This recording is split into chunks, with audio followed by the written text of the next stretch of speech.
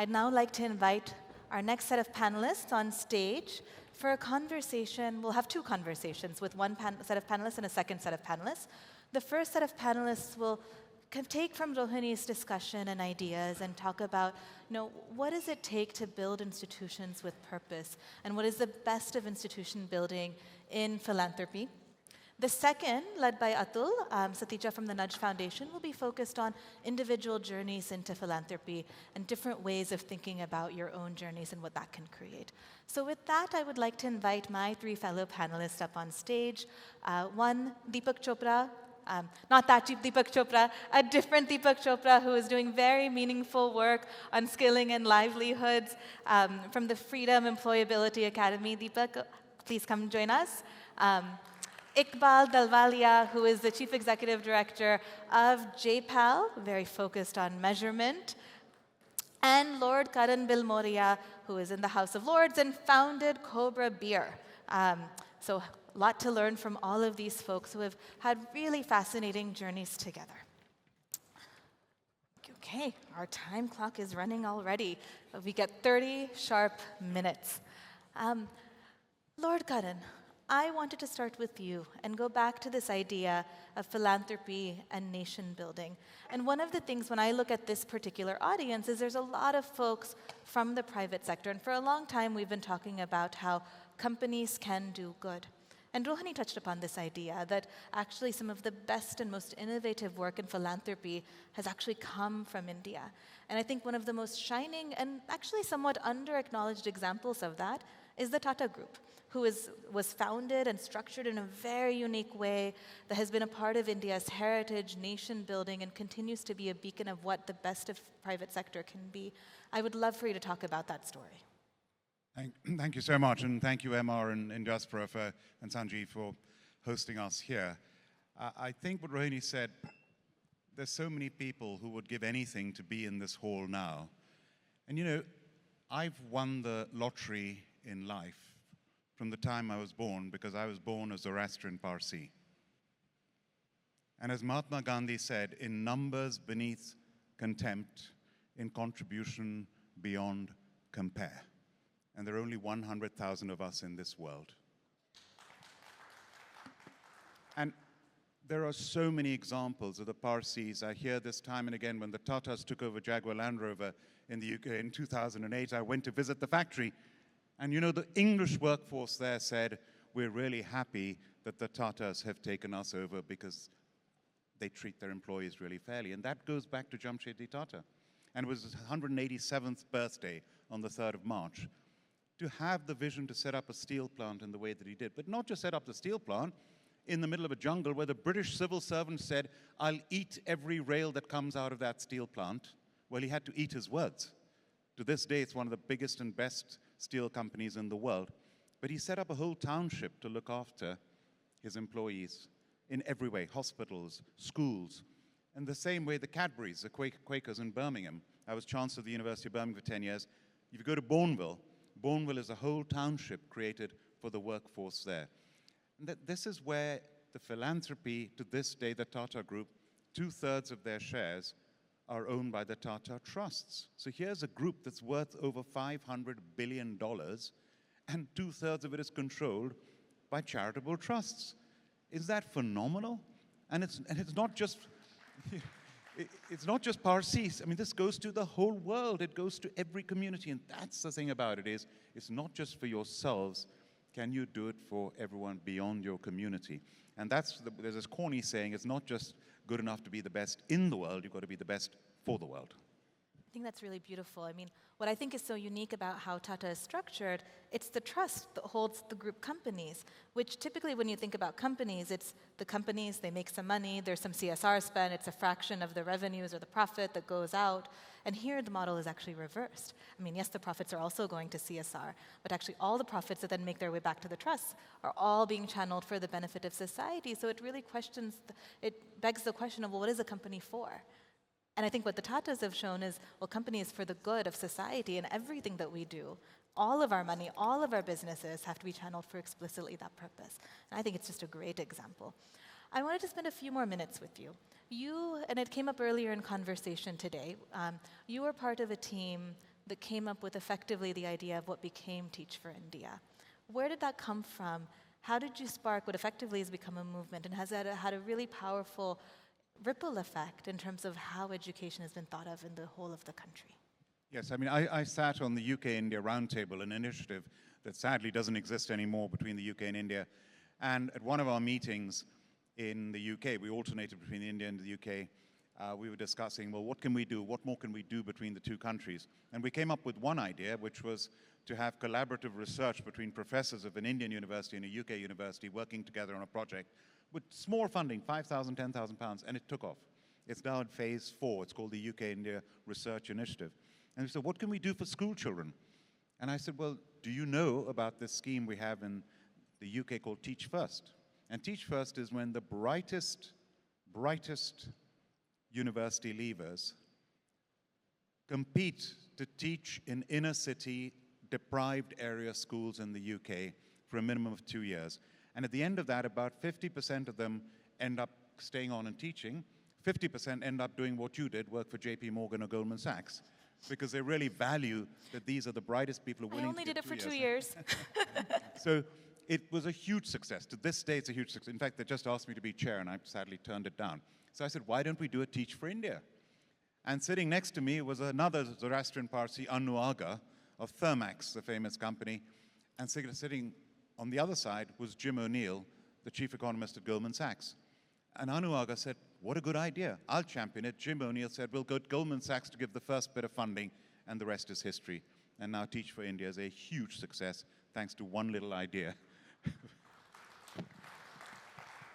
And the last one, before I move over to you, Iqbal. You had a really powerful role during COVID in terms of bringing industry together and what they could do to support India.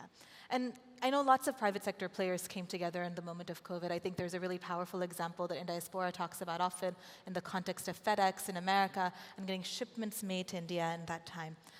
I would love for you to talk a little bit about the war room and how people came together in the time of crisis, but more importantly, what do we abstract away from times of crisis? Because one of the things that you see in crisis is everyone comes together. Everyone's ready to go. Everyone's ready to say, okay, let's do this, and we'll do this in 2 weeks, 1 month flat, and we'll all figure it out.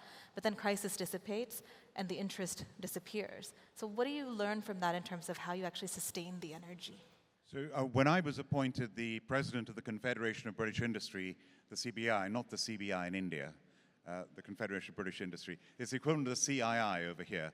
And it's a 2-year term over there, and it was a real privilege for me. I was the youngest person to be appointed, and I was the first person of Indian origin and an ethnic minority to be a president of the CBI, leading British industry. What I didn't forecast when I was appointed was I was going to be president in 2 years of crisis. First, the COVID pandemic, and then the beginning of the invasion of Ukraine by Russia.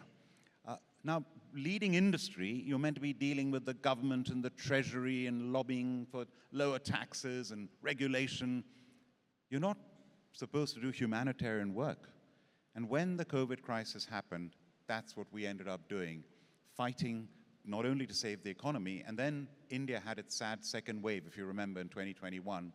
And the Indian High Commissioner, Gayatri, who happens to be in Bangalore, I just spoke to her this morning, she said, Karan, we need your help.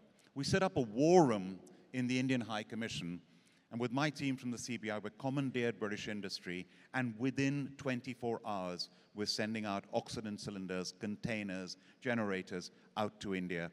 Within, literally, British industry just jumped to it. And the same thing when the Ukraine war started, the Ukrainian ambassador came and said, we need help.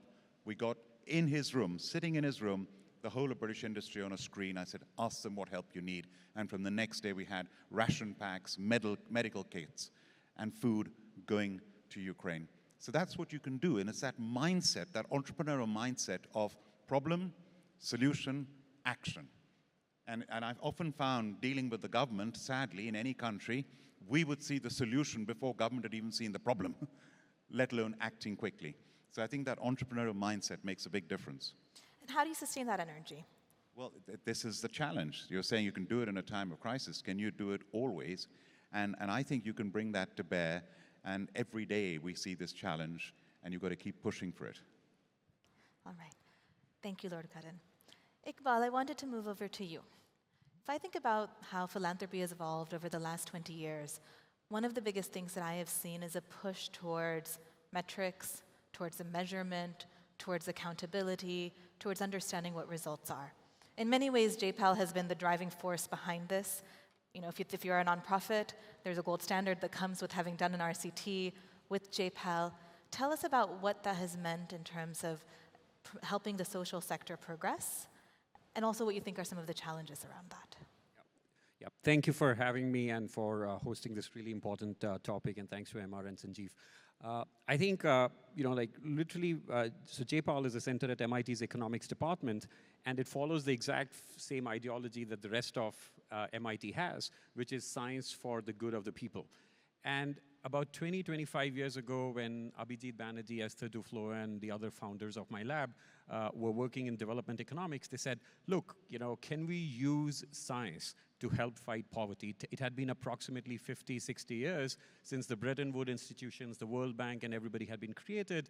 We had been fighting poverty. Everybody was well-intentioned, and yet it seemed like we were not making good impact. Children were still not going to school. If they went to school, they were dropping out. Even the ones who were studying were not really showing significant improvements in learning outcomes. So they said that there could be many reasons for this, but could one reason be that we are very well-meaning, we are very well-intentioned, but we really don't know whether the dollars that we spend, the hours that we invest in all of this is actually having the impact on the metrics that we care about? Do we really care about just children going to school and reading a book? Or do we care about whether that improves learning outcomes? And do we care just about learning outcomes, or do we care if those learning outcomes lead to better life outcomes, whether it's employment and so forth? And maybe we are not measuring the right things, and maybe we are not measuring it right. And that was, in a sense, the birth of this entire movement to measure very rigorously the impact of the dollars and the cents that we spend, and the impact of government programs and the nonprofits. And so it has been a wonderful journey. Of course, the fun part was the Nobel Prizes, so I won't take that away. But in addition to that, I think what has been most satisfying is to see the impact that this has had on people and the way the field thinks about it. I think there's a lot more movement from instincts, ideology, and inertia in how you're designing things to measuring what is the final outcome. There has been a shift from thinking about silver bullets. I remember there was a time when I started in the development field where we were always thinking that there is going to be this one particular thing which is going to solve our poverty issue. If you think about it, remember there was this time about it was going to be microfinance. You gave a loan to somebody in the village. Hopefully the lady, she would start an orange or a little grocery store. With that grocery store, she would make money. Her husband would start respecting her much more and stop beating her in the house. I'm just giving you the stereotype. These used to be the actual examples on microfinance organizations' websites. With that, she would send her children to school, and they would not have health shocks, and voila, the whole world would change. And then we realized, 10 years later, Reserve Bank of India and others were cutting down on MFIs because of these problems. Think about one laptop per child. How many one laptop per child programs did we all invest in, and how many of them exist today? And so I think the second big movement has been this understanding that there are very few silver bullets which actually work, and the fight against poverty has to be multidimensional, and you have to fight it one at a time. I think the final big learning has been that you should not try to do it alone. Rohini talked talked about these three things, right? Like the Samaj, the Sarkar, and the Bazaar. And I think a lot of these, the new way of thinking and philanthropy brings this all together. For instance, working with governments. Again, 10, 15 years ago, when I used to go to meet folks in Silicon Valley, they would be like, oh, we want to design a program which bypasses the government.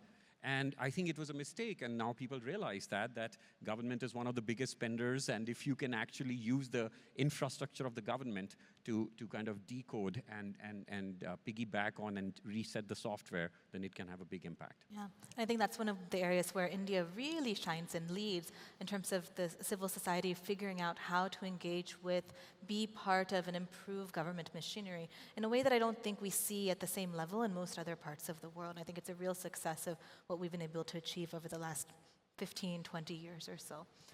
I would love to hear from you, right? You talked about evidence-based approaches and them teaching us how to move away from some of the old historic mistakes or kind of well-intentioned efforts of the past. What are some of the most innovative and effective approaches that you see now that you wish more people knew about? Yeah, I don't even know where to start. It's like picking favorites. But some of my colleagues from JPAL India are here. But let me go a little forward-looking. I think one of the areas that I'm actually very excited about, and Rohini also touched upon this, is the intersection of AI and development. I think there is a huge potential for us to think about how technology and AI can allow us to, pick up the solutions which we knew were effective, but they were either not cost-effective or technically feasible for us to implement. One of the best examples of that is actually early childhood education. We've known for about 30 years of research around the world that picking up children literally from months 3, 4, 5, all the way through age 3 or 4, simple activities in the house, a mother basically putting 2 bottles of water on this side and 2 bottles of the water on the other side, and just asking a 1-year-old child, are there more bottles on this side or more bottles on that side? Simple exercises like that can have a huge impact. But when you go to houses, you will see children sitting in this corner, mother is doing the housework, but nobody is kind of engaging the child. And there were these studies which found that if you sent a caseworker to people's houses, and they just did this basic training of the mothers, it could have a huge impact. But extremely expensive, very hard to do. In comes an organization called Rocket Learning. I think that they're based in Bangalore. Aziz might even be here, one of the co-founders.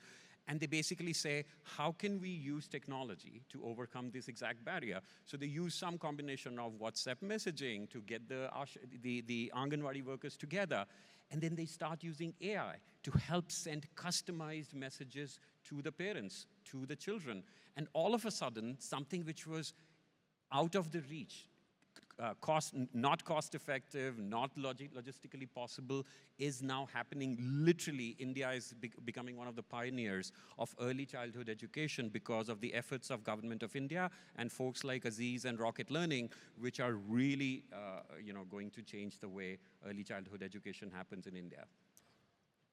And now I want to touch on some of the downfalls and the pitfalls of a very overly quantified approach to measurement and impact.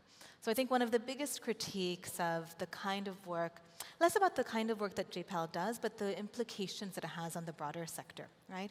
Which now effectively what's happened is, if you're not for profit, you either need the JPAL or some other stamp of approval to have done your impact assessment. It needs to be rigorous, it needs to be evidence-based, it needs to be cost-effective, the cheaper the better for the highest amount of impact.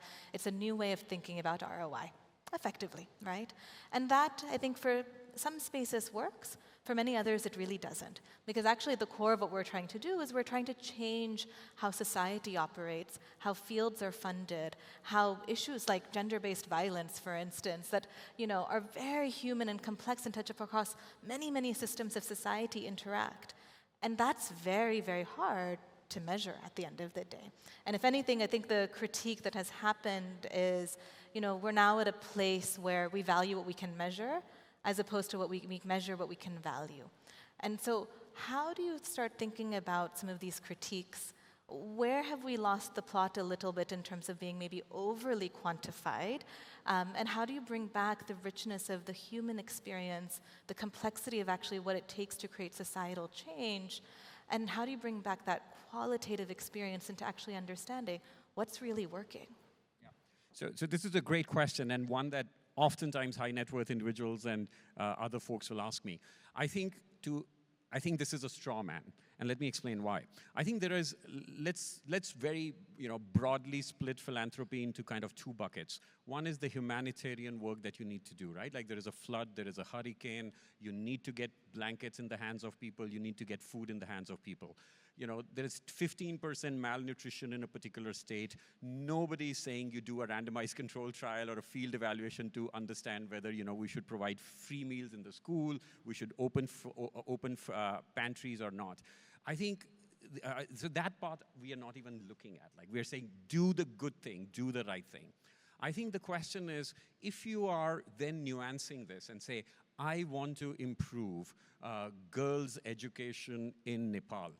And the way I'm going to, and then you come up with this hypothesis, and and sometimes these hypotheses are made in London or in Cambridge, and you come up with this hypothesis, oh, the reason that the girls are not learning well is because there are no toilets in the girls' school, and I'm going to start an NGO called Toilets for Girls to improve learning outcomes. Fantastic. Everything about that sounds great to us. Turns out that when you measure this rigorously in the field, this has great impact on many things, including the dignity of the girl, their desire to come to the school, but it has no improvement in the learning outcomes of the girls. So the question is, what is important to you? If what is important to you as a philanthropist is the dignity of the girl, and what is important to you is the safety of the girl, this is a great program. Absolutely invest in it. But if you are into philanthropy and you're choosing between 4 different ways to improve girls' learning outcomes, because you want to see these girls as part of the labor force, then this is the absolutely wrong program for you to be investing in. There are 6 other programs you should invest in before that. So the question is, the reason you are giving this money, is it to feel good about yourself, or is it because you want to make a difference in the lives of the people and you want them to be, that problem to be solved? And if the answer is the latter, why would you not try and measure impact? And then the final thing I would say is, and this goes down to the Nobel Prize, the reason Abhijit and Esther and Michael and then Daron Asimoglu and so forth, 5 of our researchers got the Nobel Prizes over the years, is because they showed that this can be done. You just have to have the will, you break down the problem into smaller pieces, you work with great organizations like Dalberg or JPAL, and then we will help make this happen. So I would just say, don't be like the health department of the United States, which is at this point saying, we don't trust the science about vaccines. There is no need to vaccinate.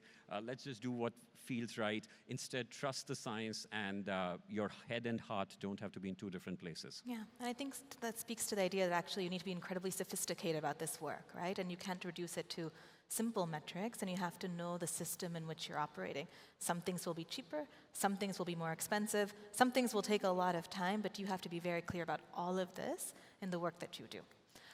Deepak, I wanted to move to you. You have such an interesting journey. You founded a unicorn, and you've done really well in the food supplement business, but actually for many decades now, you have been focused on very quietly building up this organization that is focused on addressing skilling and giving people a chance in the workforce, and to give them a chance not just of getting out of poverty, but actually to leading a true middle-class life in India. How did you begin that journey? And I think that I'd really love for you to touch upon this idea that, you started it when you were in the workforce. You were quite young when you started. You didn't wait until you were in your 60s or 70s to begin your effort in terms of your philanthropic contributions to the world. Well, thank you for having me. I think moving people from low income to middle class will change the nation's trajectory. Think about it, that everybody in this room is well off or very well off, but people that are poor are not here. Now, in this group, we've heard wonderful things, we've heard great ideas, but this represents a relatively small section of humanity.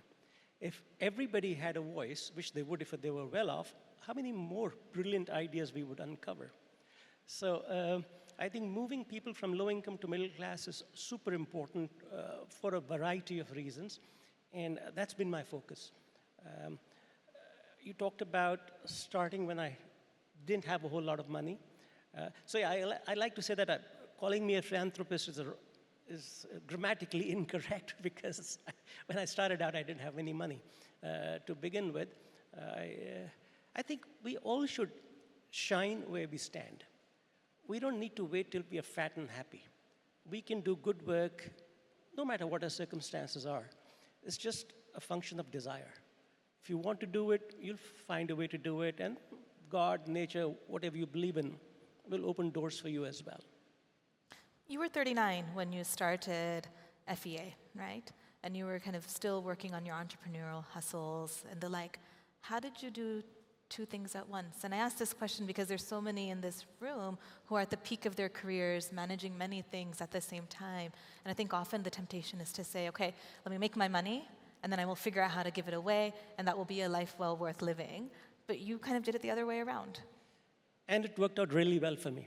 So when I started out the foundation, business was pretty small, and the foundation, of course, was at zero. A bunch of things played into this. As I was telling you earlier, I did not grow up in a business family.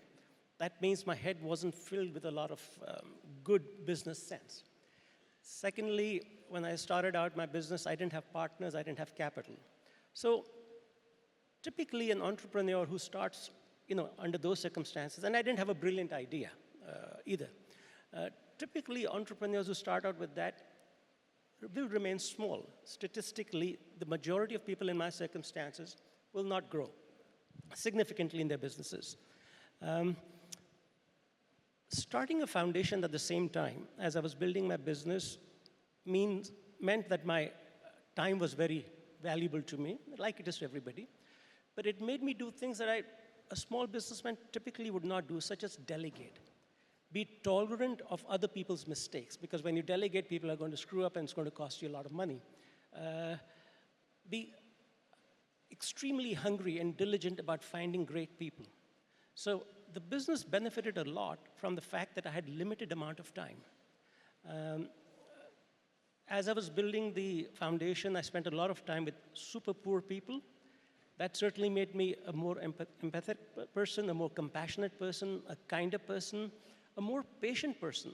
So next time when you ask someone, a waiter, to bring you something, or you ask your driver to show up at 8:30 because you have to get to a meeting, and he shows up at 8:40, before getting angry at him, you start to think, what a tough life he has, the public transportation he needs to use, and so on. So I think from my personal, and this is anecdotal evidence, not hard data, but anecdotal evidence, I would highly recommend it for every young person. Start your careers and start to build whatever is of interest to you simultaneously. I think one of the things also that's very powerful about what you've done is you've not said, let me just lift people out of poverty. You've made the commitment to saying, I want people to have the opportunity to live a real middle-class life. And you've chosen to do your work in a place-based way, right? You've basically said, I'm going to work in the Hindi-speaking belts because that's where the poverty is the highest.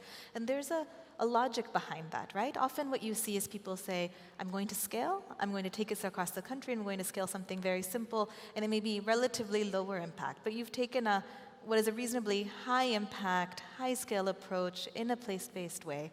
How have you done that, and what do you abstract away if you're someone who's looking to think about how do I build my own foundation, or how do I fund organizations that are doing this kind of work?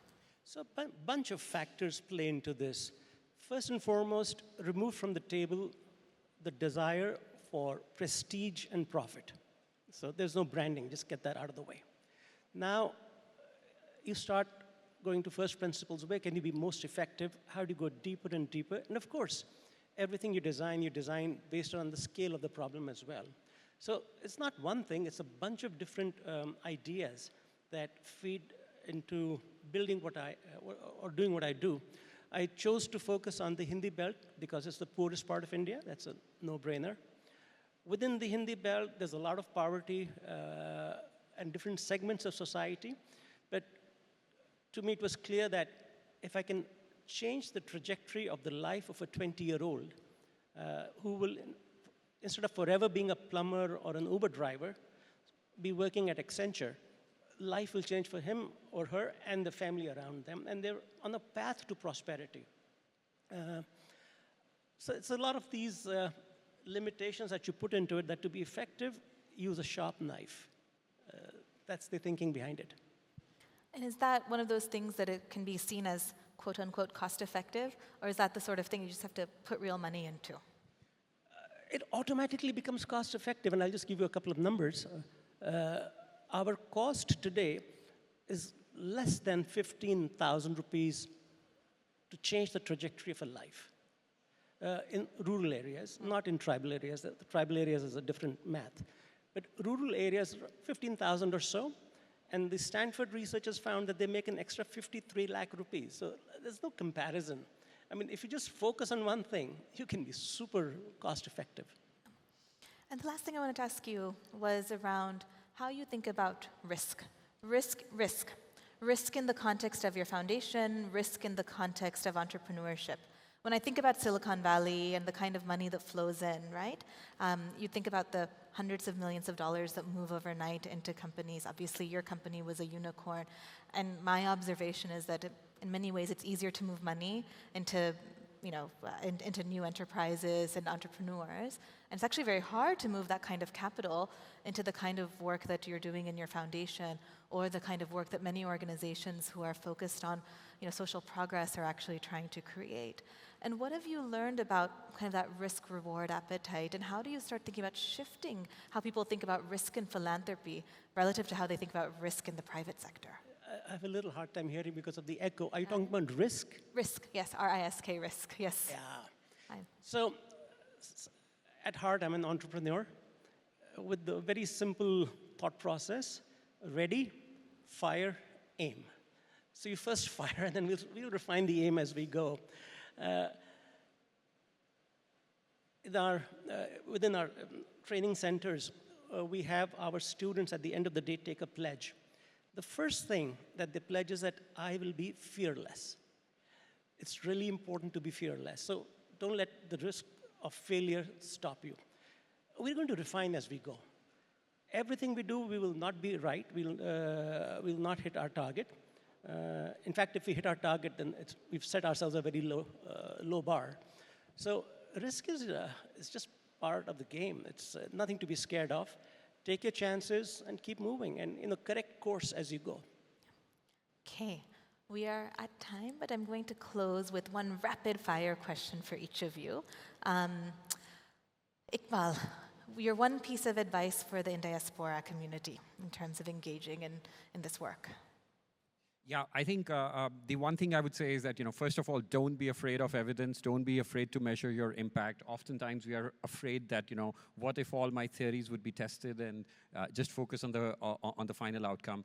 And then the other one quick thing I will say is that we have a tendency to go and invest back in the state that we came from, or the region that we came from. And because of that, when you track the giving from Indians back into India, there is disproportionately high amount of dollars going into Maharashtra and Gujarat. Very much like you said, the needs are in Jharkhand and in Bihar and other places. So please be a little more broad-minded when you are thinking about investing back in India, and invest in organizations which have a footprint beyond your home state. Deepak, thank you. Deepak, what I wanted to ask you was around how do you start thinking about depth of impact and sustainability of impact? Depth of impact, long-term nature of impact. How do you build for the long term? Your piece of advice around that. Long-term impact. So for a young person who has now the tools that help them become successful in the workplace, the labor markets, value them more, we'll stop at that. Now we've set their future free. So we don't need to go too deep into it. Life takes care of itself. Once people are empowered, a lot of them will do very good things. So that's my view about it. And Lord Bilimoria, last one for you. How do you wish the private sector operated differently? Thank you very much. Let's put this into context. There's $2 trillion of philanthropy that goes on every year in the world. Of that, 600 billion is from the United States. And then if you look at an individual in a country like the UK, which has pretty high philanthropic giving, you look at the World Wildlife Fund. The money that goes into the World Wildlife Fund is not from big billion-dollar companies. It's from individuals in their houses giving £10 each per year. That adds up to hundreds of millions of pounds that goes to animals in countries they will never even visit themselves, and they do it because they want to help out and to be charitable. And if you can get that spirit of giving within each person in a country, however little they can give, is fantastic. And if you take that to the business context, when I started Cobra Beer, I had debt. I had no money. I had to raise every bit. And yet, from the very beginning, I started giving away beer free for charitable events. So you don't wait till you make the money. You don't wait till you're a billionaire. You can do it from day one. And I'm not exaggerating. I've given away millions of pounds of beer, from Macmillan's Cancer to armed forces charity, and some of them events that take place every year, and you can give £1,000 worth of beer or £10,000 worth of beer. And if you do that for 15 years, it suddenly becomes hundreds of thousands of pounds to each charity. So that's the other lesson. And the next thing is, there's no end to what you can do. One of my colleagues in the House of Lords, he founded a charity that Tony Blair launched when he became Prime Minister for widows. You know, widows are so badly treated around the world, and his mother was widowed with children. In her memory, he set up a charity to educate widows' children, and he has transformed the lives of, starting in India, state by state. And then we said, what about India? What about the whole world? Today, there's an International Widows' Day every year with the United Nations, 23rd of June, thanks to the work that he started. And I've been chair of his advisory council, and that has changed the lives of widows all over the world. So you can, and social enterprise. We haven't spoken about social enterprise. I mean, I've supported a water in the UK, which in the House of Lords, House of Commons, we have a branded water called Bilimoria. So why is this water in all the top restaurants in Parliament?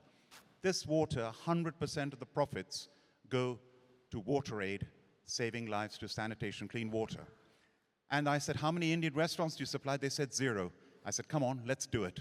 And we started supplying thousands of Indian restaurants with this water. We made hundreds of thousands of pounds, all going, and I said it has to come here to India and to South Asia, saving lives to sanitation, clean water. So there's no end to it. It's just the mindset, and you can do it. Thank you all. I think the thing that I take away more than anything is you don't have to wait to be a billionaire to start. Start young, start early, start when you have no money. Measure what you do, know the human limitations, and really think about what is important and when doing your work. So thank you for the conversation, and I would love to invite our next set of conversationalists. All right, in the meantime. Okay, oh, photo. Okay, all right, photo.